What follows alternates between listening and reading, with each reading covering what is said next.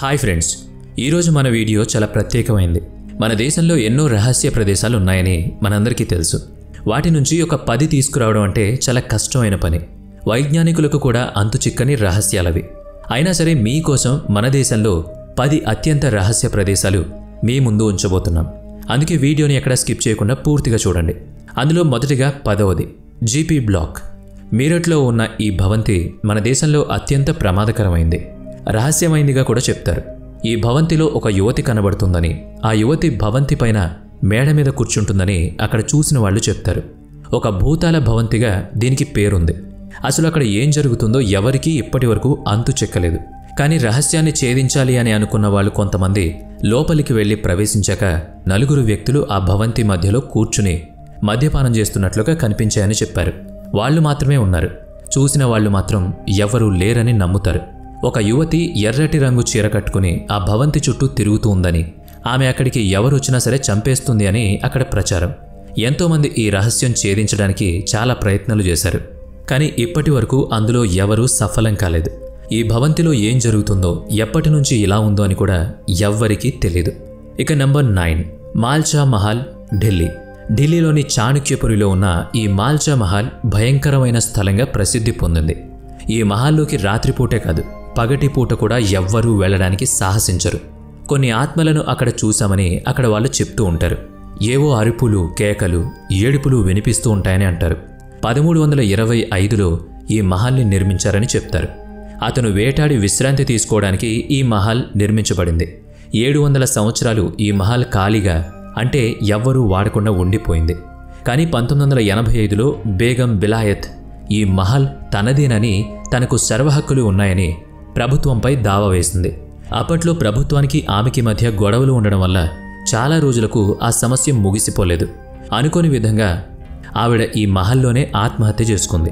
700 సంవత్సరాలు ఖాళీగా ఉన్న ఈ మహల్లో బేగం ఇంకా వారి కుటుంబ సభ్యులు ఎలా ఉన్నారనేది ఊహించుకోను కూడా ఊహించుకోలేం. ఆ తర్వాత 1985లో ఆమె చనిపోయిన తర్వాత వరుసగా ఆమె కుటుంబ సభ్యులందరూ అనుమానాస్పద రీతిలో చనిపోవడం అందరికీ తెలిసిన విషయమే. అప్పటినుంచి ఈ మహల్ వైపు కన్నెత్తి చూడ్డానికి కూడా జనాలు భయపడతారు. ఇక నంబర్ 8 ఊనాకోటి, త్రిపుర. త్రిపురలో అడవి మధ్యలో ఉన్న ఈ ప్రదేశం చాలా ఆశ్చర్యాన్ని కలిగిస్తుంది. 99,99,999 దేవతామూర్తుల శిలా విగ్రహాలు రకరకాలుగా అక్కడ మనకి కనిపిస్తాయి. ఇవేవి ఏ మానవుడు చెక్కినవి కావు. కోటికి కేవలం ఒక్కటి మాత్రమే తక్కువగా ఉండే ఈ దేవతామూర్తుల విగ్రహాలు అద్భుతంగా ఉంటాయి. దీని వెనుక ఒక పురాణ కథనం కూడా ఉంది. ఒకసారి శివుడు తనతో పాటు 99,99,999 మంది దేవతలను వెంటబెట్టుకుని కాశీకి బయలుదేరాడట. కొంత విశ్రాంతి తీసుకుందామని ఆ రోజు రాత్రి ఆ అడవిలో నిద్రించి మరునాటి ఉదయం కాశీకి చేరదామని అన్నారట మిగతా దేవతలు. శివుడు అందుకు ఒప్పుకోవడంతో ఆ అడవిలో నిద్రించారు. మరుసటి రోజు సుప్రభాత వేళ నిద్రలేచి కాశీకి ఖచ్చితంగా బయలుదేరాలి అని మిగతా దేవతలకు చెప్పారు. అనుకోకుండా ఎవ్వరూ తెల్లవారుజామున నిద్ర లేవలేదు. దాంతో శివుడికి కోపం వచ్చి ఆ దేవతలందరినీ రాళ్లుగా అవ్వమని శపించాడని పురాణ కథనం. అప్పటినుంచి ఆ దేవతలంతా 99,99,999 మంది ఇలా రాళ్ల రూపంలో వేసి ఉంటారని నమ్ముతారు. ఏదేమైనా సరే ఇప్పటికీ అక్కడికి వెళ్లాలంటే ఎవ్వరూ సాహసించరు. నెంబర్ 8 యాగంటి గుడి, ఆంధ్రప్రదేశ్. శివుడికి సంబంధించిన ఎన్నో ఆలయాలు రహస్యంగా మన దేశంలో చాలా ఉన్నాయి. అందులో ఒకటి ఆంధ్రప్రదేశ్లో ఉన్న యాగంటి దేవాలయం. ముఖ్యంగా మనం ఇక్కడ నందీశ్వరుడి గురించి చెప్పుకోవాలి. ఈ ఆలయంలో నంది విగ్రహం పెరుగుతుందా అనే విషయంపై ఎన్నో సందేహాలున్నాయి. 400 ఏళ్ల కిందట ఈ నంది విగ్రహం చాలా చిన్నదిగా ఉండేది. భక్తులు దాని చుట్టూ ప్రదక్షిణలు కూడా చేసేవాళ్ళు. ఇప్పుడు ఆ నంది విగ్రహం సైజ్ పెరగడం వల్ల ప్రదక్షిణలకు సాధ్యం కావడం లేదని అంటారు. ఈ నంది కారణంగానే ఈ ఆలయం రహస్య ప్రదేశంగా, రహస్య గుడిగా పేరుగాంచింది. నెంబర్ 6 భీంకోడ్. మన దేశంలో ఒక మిస్టీరియస్ జలాశయం ఉంది. అది చూడటానికి నార్మల్గానే ఉంటుంది. కానీ ఆసియా ఖండంలో ఏవైనా ప్రకృతి విపత్తులు జరిగే ముందు ఈ జలాశయంలోని నీరు వాటంతటవే పెరిగిపోతాయి. దాంతో ఎప్పుడైతే అకస్మాత్తుగా ఈ జలాశయంలో నీటి మట్టం పెరుగుతుందో స్థానికులు త్వరలోనే ఏదో ఆపద ముంచుకురానుందని జోస్యం చెప్పేస్తారు. ఆశ్చర్యకరమైన విషయం ఏంటంటే ఆ జోస్యం 100కి 100 పాళ్ళు చాలాసార్లు నిజమైంది. 2004కు సంబంధించిన ప్రకృతి బీభత్సం సునామీ సమయంలో అయితే ఈ జలాశయంలోని నీరు ఏకంగా 1500 మీటర్ల ఎత్తుకు చేరుకుంది. అలాగే నేపాల్, గుజరాత్లలో సంభవించిన భూకంపాల సమయంలో కూడా ఈ జలాశయంలో నీరు విపరీతంగా పెరిగిపోయిందట. ఈ జలాశయంలోని మిస్టరీ సాధారణ వ్యక్తులనే కాదు, ఏకంగా డిస్కవరీ ఛానల్ వాళ్ళను కూడా ముప్పు తిప్పలు పెట్టి 3 చెరువుల నీళ్లు తాగించింది. చేసేదేం లేక ఆ టీం వాళ్ళు తోక ముడుచుకుని వెనక్కి వెళ్ళిపోయారు. ఈ జలాశయానికి భీంకోడ్ అనే పేరు పెట్టడం వెనుక ఒక పురాణ గాథ ఉంది. మహాభారతంలో పాండవులు జూదంలో ఓడిపోయి రాజ్యాన్ని కోల్పోయి ద్రౌపది సమేతంగా వనవాసానికి వెళ్ళినప్పుడు మార్గం మధ్యలో సూర్యుని ధాటికి తట్టుకోలేక విపరీతమైన దాహంతో ద్రౌపది వెలవెల్లాడిపోయింది. అది ఒక కొండ ప్రదేశం. కనుచూపు మేర ఎక్కడా నీటి ఆనవాళ్లు కూడా లేవు. దాంతో భీముడు తన గద తీసుకుని కోపంతో ఆ కొండపై ఒక్క వేటు వేశాడంతే. ఇంకేముంది, భీముడు ఎక్కడైతే గదతో మోదాడో ఆ కొండపైనున్న భూమి కిందకు కృంగి జలాశయం ఏర్పడింది. ఆ నీటిని త్రాగి అందరూ తమ దాహాన్ని తీర్చుకున్నారు. ఇక అప్పట్నుంచి ఇప్పటి వరకు యుగయుగాలుగా ఆ జలాశయం ఎండిపోకుండా ఇంకా అలాగే ఉంది. అందుకే ఈ జలాశయానికి భీంకోడ్ అని పేరు పెట్టారు. ఈ జలాశయం మధ్యప్రదేశ్ రాష్ట్రంలో ఛతర్పూర్ జిల్లాకి 80 కిలోమీటర్ల దూరంలో ఉంది. అయితే మరో ఆశ్చర్యకరమైన విషయం ఏంటంటే ఎన్నో అడ్వాన్స్డ్ ఎక్విప్మెంట్స్ అందుబాటులో ఉన్నప్పటికీ ఈ జలాశయం లోతును మాత్రం ఖచ్చితంగా ఎవ్వరూ అంచనా వేయలేకపోతున్నారు. ప్రసిద్ధ భూశాస్త్రవేత్తలు సైతం మా వల్ల కావట్లేదని చేతులెత్తేశారు. నెంబర్ 5, నిధివనం. ఉత్తరప్రదేశ్లోని బృందావనంలో ఉన్న నిధివన్ ఒక రహస్య ప్రాంతం. ఈ ప్లేస్ ద్వాపర యుగంలో కృష్ణుడు రాధల మధ్య అనుబంధంతో ముడిపడి ఉంది. శ్రీకృష్ణుడు ప్రతిరోజు రాధను కలుసుకోవడానికి ఇక్కడికి వస్తూ ఉంటాడని స్థానికుల నమ్మకం. అంతేకాకుండా రాధాకృష్ణులు గోపికలతో కలిసి ఇక్కడ రాత్రిపూట నాట్యం కూడా చేస్తూ ఉంటారని స్థానికులు చెబుతారు. ఆ సమయంలో కృష్ణుడి భటులు నిధివన్ చుట్టూ అదృశ్య రూపాల్లో కాపలా కాస్తూ కృష్ణుడి ఏకాంతానికి భంగం కలగకుండా చూస్తారని స్థల పురాణం. సూర్యాస్తమయం అయితే చాలు నిధివన్లోని ప్రధాన ఆలయ ద్వారాలను మూసివేస్తారు. ఇక్కడకు మనుషులే కాదు, కనీసం పక్షులు కూడా వెళ్ళవు.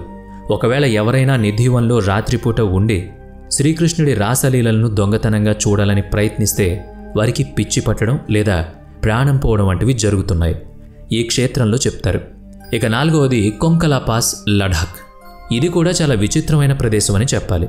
ఇక్కడ భారత సైన్యానికి అలాగే చైనా సైన్యానికి కొన్ని UFOకి సంబంధించిన వస్తువులు కనిపిస్తాయని చెప్తారు.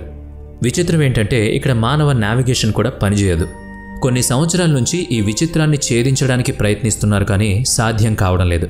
ఇక నెంబర్ 3, రూపకుండ్ లేక్. ఉత్తరాఖండ్లోని చమోలి జిల్లాలో సముద్ర మట్టానికి 5029 మీటర్ల ఎత్తులో ఉన్న ఈ సరస్సు ఏడాదిలో అత్యంత రోజులు మంచులో కప్పబడి ఉంటుంది. ఆ సమయంలో ఆ ప్రాంతం ఎంతో అందంగా భూలోక స్వర్గంలా కనిపిస్తుంది. అయితే మంచు కరిగిన తర్వాత మాత్రం ఆ ప్రాంతమంతా భయంకరంగా మారిపోతుంది. తీరం వెంట వందలాది అస్థిపంజరాలు కనిపిస్తాయి. 1924లో బ్రిటిష్ ప్రభుత్వానికి చెందిన ఓ అటవీ అధికారి తొలిసారిగా వీటిని చూశాడు. అప్పట్నుంచి ఇప్పటి వరకు కొన్ని వందల అస్థిపంజరాలు పర్యాటకుల కంటపడ్డాయి. అయితే ఈ అస్థిపంజరాలు ఎవరివి? కశ్మీర్ జనరల్ జొరావర్ సింగ్ అతడి సైన్యం 1841లో టిబెట్లో జరిగిన యుద్ధంలో పాల్గొని తిరిగి వెళ్తుండగా ప్రతికూల వాతావరణంలో చిక్కుకుని మరణించారని స్థానికులు చెబుతున్నారు. ఇక నెంబర్ 2, జటింగా, అస్సాం. జటింగా భారతదేశంలోని ఈశాన్య రాష్ట్రాల్లో ఒకదానిలో ఉన్న ఒక చిన్న అస్సామీ గ్రామం. ఇది పక్షుల ఆత్మహత్యల సంఘటనలకు మాత్రమే కాకుండా దాని అద్భుతమైన ప్రకృతి సౌందర్యానికి కూడా ప్రసిద్ధి చెందింది.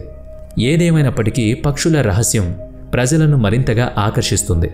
ముఖ్యంగా సెప్టెంబర్ నుంచి అక్టోబర్ వరకు వర్షాకాలం తరువాత వచ్చే నెలల్లో జాతీలోయకు ప్రయాణికులు క్యూ కడతారు. కానీ చీకటి ఉత్తర ఆకాశం నుంచి క్రిందికి దిగడం ప్రారంభమవుతుంది. పక్షులు కాంతికి ఆకర్షితమై కిందికి వాలి చనిపోతాయి. ఏదేమైనా ఈ ప్రదేశం రహస్యమైన ప్రదేశంగానే ఉంది. ఇక లాస్ట్ వన్, భాంగడ్ కోట. సూర్యుడు అస్తమించిన తరువాత ఈ కోటలోకి వెళ్లిన వాళ్ళు తిరిగి బయటకు రావడం ఇంతవరకు జరగలేదు. అక్కడికి వెళ్లిన వాళ్ళు ఇంకెప్పటికీ కనిపించకపోవడం ఇప్పటికీ అంతుచిక్కని మిస్టరీ. పర్యాటక ప్రదేశం అయినప్పటికీ సూర్యాస్తమయం నుంచి మరుసటి రోజు సూర్యోదయం వరకు ఈ కోటలోకి ప్రవేశం నిషిద్ధం అనే బోర్డు కోట ముందు వేలాడుతూ ఉంటుంది. నిజానికి దీన్ని దెయ్యాల కోట అని పిలుస్తారు. ఈ కోటలో భూతాలు, దెయ్యాలు నివాసం ఉంటున్నాయని, అత్యంత భయంకరమైన ప్రదేశంగా అక్కడ స్థానికులు నమ్ముతారు. అయితే 1605లో కోటలో సుమారుగా 14,000 మంది నివాసం ఉండేవాళ్లు. అక్కడ కేవలం 24 గంటల్లో ఉపద్రవం లాంటిది ముంచుకురావడంతో రాజుతో పాటు సగం పైగా జనాభా అక్కడి నుంచి పారిపోయారట. వాళ్ళంతా ఆమెరు వెళ్లి అక్కడ నివాసం ఏర్పరచుకున్నారు. ఓ తాంత్రికుడు ఈ కోటలోని రాణిని వశం చేసుకోవడానికి ప్రయత్నించి విఫలం కావడంతో అక్కడ ప్రజలపై క్షుద్ర శక్తులు ప్రయోగించాడని, అందువల్లనే ప్రజలు ఆ చోటును విడిచి వెళ్ళిపోయారని కథలు చెబుతున్నాయి. కోటపై ఉండే వాచ్ టవర్లో మాంత్రికుడు ఉంటాడట.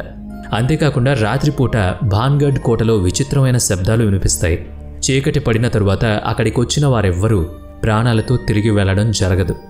గతంలో కొందరు అక్కడ మృతి చెందారని, వారి ఆత్మలే ఆ కోటలో సంచరిస్తున్నాయని అక్కడ ప్రజల విశ్వాసం. మరి ఈ వీడియో మీకు నచ్చితే లైక్ చేయండి, షేర్ చేయండి. అలాగే ఇప్పటి వరకు మన ఛానల్ని సబ్స్క్రైబ్ చేసుకున్నట్లయితే ఇప్పుడే సబ్స్క్రైబ్ చేసుకుని బెల్ ఐకాన్ మీద క్లిక్ చేయండి. నెక్స్ట్ వీడియోలో మళ్ళీ కలుద్దాం. Thanks for watching.